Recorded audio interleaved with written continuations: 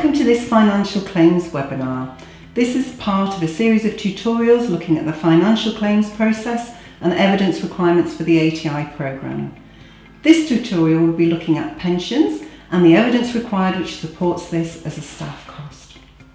Staff costs claimed on the programme are either fully funded or hourly rate, and this is explained in more detail in a separate staff costs tutorial. In both instances, for calculating actual cost and hourly rate, we use the gross salary plus employer pension contribution plus the employer national insurance contribution. This information is normally found in various documents, including individual pay slips, the organisation's payroll summary and the organisation's pensions list. From these documents, it's fairly straightforward to calculate the staff costs. However, from an audit point of view, the evidence doesn't stop there. In order to validate these costs, the auditors want to see a clear trail of evidence from the staff member's individual employer pension and national insurance contribution through to the total organisation's pension and national insurance payment. In this tutorial, I'll be going through the evidence requirements for the pensions element, which makes up the staff cost. So going through this step by step, here we have the staff member working on ATI. There will be some differences between organisations depending on the payment arrangements, but there is usually some type of pensions list, which includes all employees who are paying into the organisation's pension scheme. This will include both employer and employee contributions. It's the totals of both which is paid to the pensions provider, and this is what we would expect to see defrayed.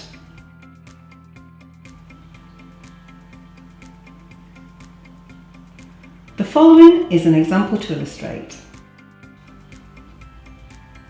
Here we have the pensions list of Toy Store. We can see the list of employees with just the names of the ATI staff left visible.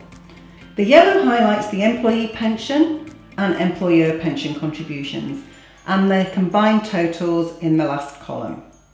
The total for everyone's pensions comes to £1,745.15, and this is the figure we would expect to see defrayed. If we follow this through to Toy Story's bank statement, we can see their payment to Zurg pensions for the £1,745.15. This would complete the evidence for pensions. We return back to the original slide. For the larger organisations, it's common for the pensions payment total to be integrated into a larger payment. In this instance, we would expect to see the BACS list of payments and the defrayal of the larger BACS total.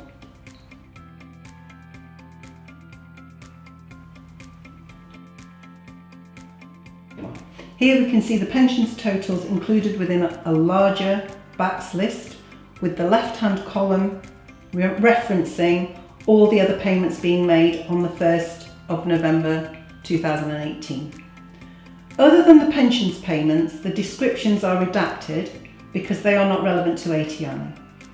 The grand total for the BACS list is £246,570.24.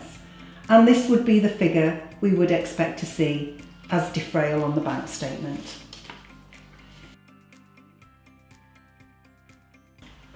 The important note to remember is to ensure an evidence trail from the individual's pension contribution to the end defrayal. It isn't unusual to have more than one pension scheme operating within an organisation. If this is the case, then we would require the pensions evidence to whichever scheme the ATI member of staff is associated with. Also, it's important to explain any discrepancies between the totals. So for instance, if the total on the pensions list doesn't match the total defrayed, we would need to know why. For example, it may be because there was an overpayment or underpayment in previous months, which has caused the mismatch between totals.